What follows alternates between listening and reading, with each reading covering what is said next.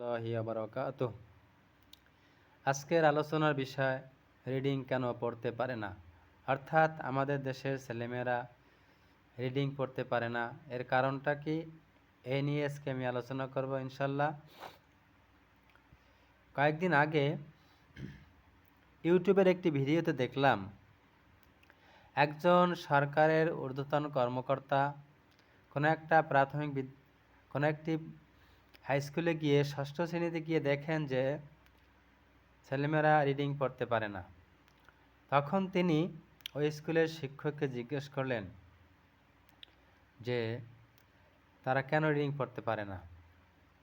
তা আমার প্রশ্ন হলো যে এই প্রশ্ন হাই স্কুলের শিক্ষকদের কেন? এটা কি মূর্খতা না? কারণ এই ছেলেমেয়েরা বিগত 5-6 বছর পর্যন্ত প্রাথমিক বিদ্যালয়ে পড়াশোনা করেছে। তাই এই প্রশ্ন তো হাই স্কুলের শিক্ষকদের করা উচিত না। বরং আমি তো মনে করি যে হাই স্কুলের শিক্ষকরা এই সব ছেলেমেয়েদেরকে নিয়ে বড় বিপদেই আছেন। কারণ তাদের কি দায়িত্ব রিডিং পড়ানো? তারা তো ক্লাসে পড়াবেন, পড়া শিখাবেন। তাদের কি রিডিং পড়ানোর দায়িত্ব? রিডিং পড়ার দায়িত্ব ছিল প্রাথমিক বিদ্যালয়ের শিক্ষক শিক্ষিকাদের। তারা তাদের দায়িত্ব পালন করেননি, তাদেরকে জিজ্ঞেস করেন।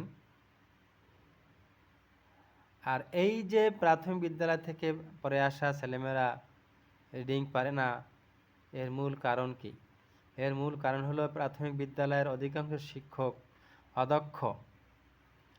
সরকার বা বিভিন্নভাবে দুর্নীতির মাধ্যমে তারা এখানে নিয়োগ পেয়েছেন,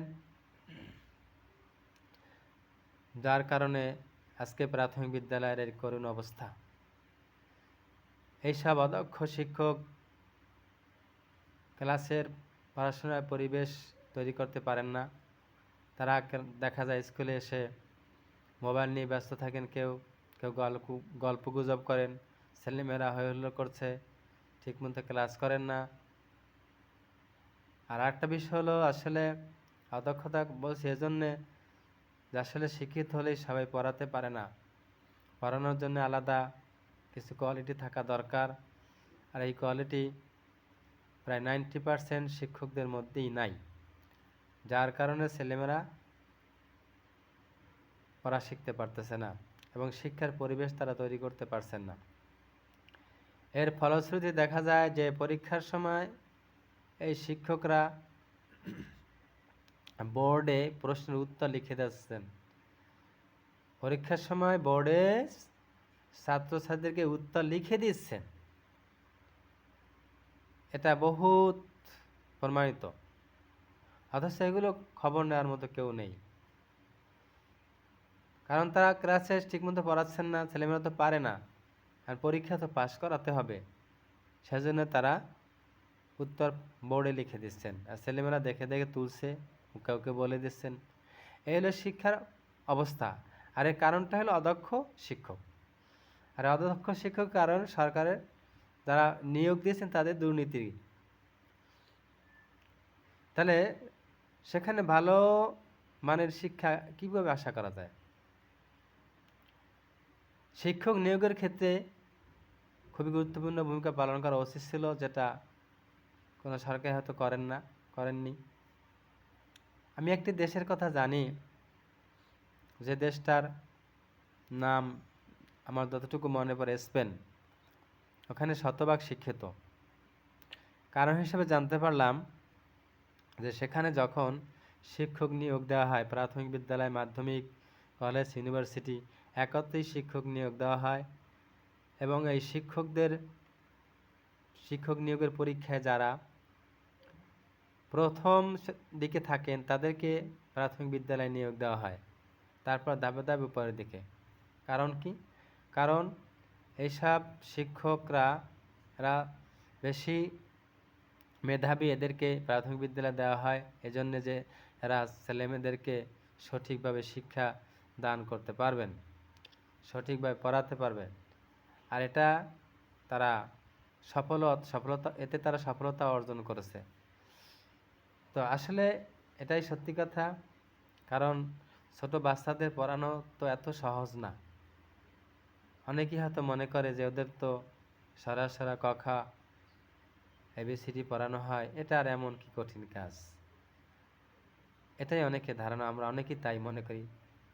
আসলে এটাকে খাটো করে দেখার কোনো সুযোগ নেই, কারণ এইটি হলো আসল পড়াশোনা। যেমন একটা বিল্ডিং যদি তৈরি করা হয় 10 তলা ভবন, সেখানে দেখা যায় খরচের অর্ধেকটাই খরচ করা হয় মাটির নিচে, অর্থাৎ ফাউন্ডেশন। যদি ফাউন্ডেশন পোক্ত না হয় তাহলে ওই বিল্ডিং ধসে পড়ার সম্ভাবনা থেকে যায় অনেক বেশি। ঠিক একইভাবে শিক্ষার ফাউন্ডেশন হলো প্রাথমিক বিদ্যালয়। সেইখানে যদি ছেলেমেয়েদেরকে সঠিকভাবে তৈরি করা না যায় তাহলে কিন্তু সামনের দিকের ভবিষ্যৎ তাদের খুবই খারাপ, যার প্রমাণ আমরা প্রতি পদে পদে দেখতে পাচ্ছি। এজন্যই যে কেউ পড়াতে পারে না এবিসিডি কথা, এটা তো আসলেই সহজ মনে হয়, আসলে অতটা সহজ না। এটা যদি সঠিকভাবে পড়াতে না পারে তাহলে ছেলেমেয়েরা রিডিং পড়তে পারবে না। এখানে বোঝার অনেক কিছু আছে, বোঝানোর অনেক কিছু আছে, কিন্তু সেটা এই অদক্ষ শিক্ষকরা এটা আসলে পারেন না পড়াতে, যার জন্যে এরকম একটা পরিবেশ সৃষ্টি হয়েছে। আমি তো প্রায় 30 বছর থেকে ছেলেমেয়েদের পড়াচ্ছি, কীভাবে পড়াতে হয় কিছুটা তো ধারণা হয়েছে। আমি আমার নিজের অভিজ্ঞতা থেকে বলি, আমি কিছুদিন আগে একটা স্টুডেন্টকে পড়ানো শুরু করলাম, ক্লাস 3-তে পড়ে। ওকে যখন পড়াতে গেলাম দেখলাম ও রিডিং পারে না, ইংরেজি দূরের কথা বাংলায় ঠিকমতো পারে না, অঙ্ক তো একই অবস্থা। তা আমি ওই গার্ডিয়ানকে বোঝানোর চেষ্টা করলাম যে দেখেন, ও তো ঠিকমতো পড়তেই পারে না, তো এখন ওকে পড়া শেখানো দরকার, তা না হয়তো ওকে পড়ানো কঠিন। তো তাদের ধারণা, তাদের কথা হলো না বই পড়াতে হবে, ক্লাসের বই। তা আমি বললাম দেখেন ক্লাসের বই কিভাবে পড়াবো, যদি রিডিং ভালো করে না পড়ে তাহলে তো ক্লাসে ওকে সঠিকভাবে পড়ানো যাবে না। কারণ ওকে শব্দার্থ মুখস্থ করতে হবে, প্রশ্নোত্তর মুখস্থ করতে হবে, আরও অনেক বিষয় আছে যেগুলো মুখস্থ করতে হবে। তো যদি ঠিকমতো পড়তেই না পারে, রিডিংটা না পারে, তাহলে ওকে তো পড়ানো কঠিন, ওকে নিয়ে তো সামনে আগানো কঠিন হয়ে যাবে। তা আমি এভাবে পড়াতে থাকলাম। তো আর জিজ্ঞেস করলাম যে ওকে কি আগে পড়ানো হয়নি? বলতেছে যে অনেক আগে থেকেই তো পড়ানো হচ্ছে, ম্যাডাম দিয়ে পড়ানো হয়েছে। তা আমার প্রশ্ন যে ম্যাডাম কি পড়িয়েছে? আসলে এখানেও গার্ডিয়ানদের একটা মূর্খতার বিষয় আছে, সেটা হলো যে যে যে টিউটর দিচ্ছেন, টিউটর আসলে তার কোয়ালিটি কি, ঠিক তিনি যে পড়াতে ঠিকমতো পারছেন কি না। তারা মনে করছেন যে শিক্ষিত মানুষ পড়াতে আর কি সমস্যা, সরল সরল কথা পড়াবে, এতে আর এমন কি বিষয়। আসলে বিষয়টা না, এবার হালকা করে দেখার কারণে এই অবস্থা সৃষ্টি হয়েছে। নাহলে ক্লাস 3-তে উঠছে, সেখানে সে রিডিং পারবে না, তাহলে সে আগের যে টিচার ছিল কি পড়িয়েছে? তো এইগুলো তো কোনো আসলে লেখাপড়ার মধ্যে পড়ে না। যা হোক, এরপর আমি তাদেরকে কথা বলার পরে কয়েক মাস পড়ালাম, দেখা গেল যে আসলে ওই বাচ্চার তেমন একটা ডেভেলপ নাই। তো পরে তারা কী করলেন, আমাকে বাদ দিলেন। হাস্যকর বিষয় যে কেমন মূর্খতা, যে আমি তার বাচ্চার ভালো চাইলাম অথচ আমাকে বাদ দিয়ে দিল।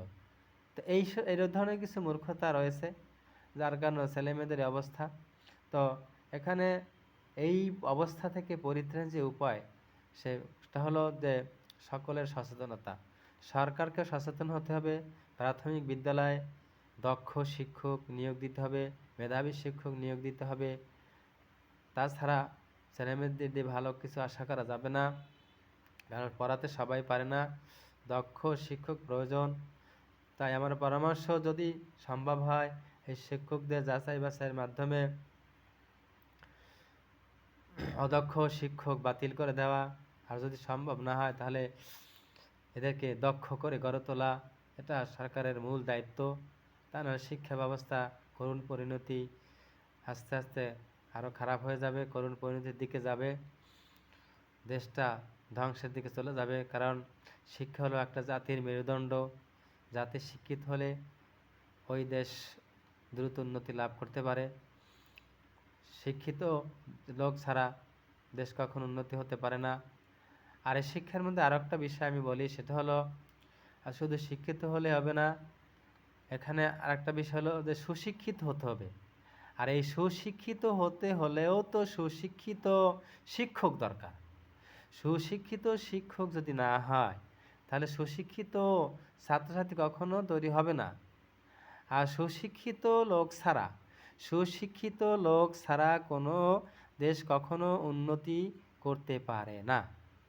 আমাদের দেশের অধিকাংশ লোক কুশিক্ষিত, শিক্ষিত হয়তো অনেক আছে, কুশিক্ষিত বেশি। সুতরাং এই কুশিক্ষিত লোক দ্বারা দেশের উন্নতি কখনো সম্ভব নয়। এই জন্যে দেশকে উন্নতি করতে হলে শিক্ষার সুশিক্ষিত লোক তৈরি করতে হবে, সুশিক্ষিত জনবল তৈরি করতে হবে। এছাড়া দেশকে উন্নয়ন করা কোনোভাবেই সম্ভব নয়। তাই এই ব্যাপারে আমাদের সকলকে সচেতনতা অর্জন করতে হবে, সবাইকে সচেতন হতে হবে। আল্লাহ আমাদের সবাইকে তৌফিক দান করুন। আমিন। আসসালামু আলাইকুম রহমতুল্লাহ।